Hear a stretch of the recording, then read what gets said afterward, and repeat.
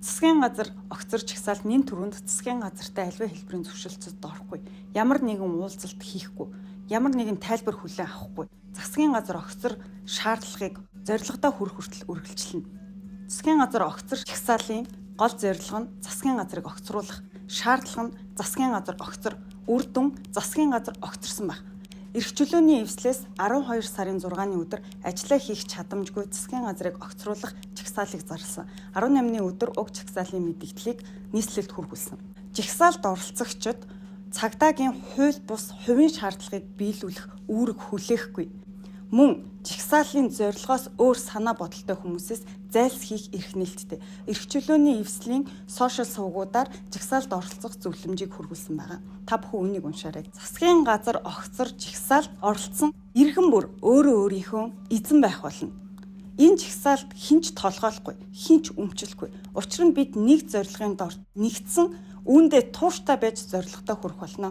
Засгийн газар огцор жагсаалд оролцож буй бид ч таач хэн нэгнээс ямар нэгэн төлбөр мөнгө аваагүй. Тиймээс иргэдийн эвлэлтэн нэгдэх, үзэл бодлоо чөлөөтэй илэрхийлэх эрхийн эсрэг төрөл бүрийн гүтгэлэг хийж буйд няцаалт түгж хамтдаа нэгдэж зорилготой хүрэхийг уриалж байна. Монгол улс оюун эрдэнэтэй оюун эрдэнэгүй мянган жил оршин тогтносоор ирсэн.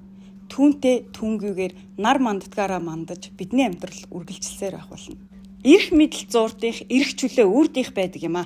Эрх чөлөө үрдийнх, эрх мэдэл зуурдынх. Утаагаар хагцвал татвар дарамт төрцөл. Авлигал бон тушаал, ажилгүй дэлхийд улдаан пурал. Уршахар бузос, тууштай байтуудас. Амаргүй бошалдаг биш. Ажлах хэрэг болтон сандатгийгүй. Акцар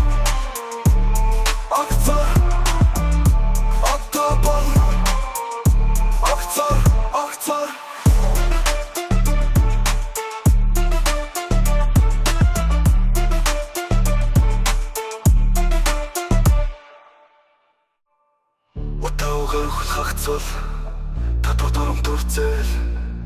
Авлигал бон тушаал, ажилгүй дэлхийд улдаан пурал. Уршахар бузос, тууштай байтуудас.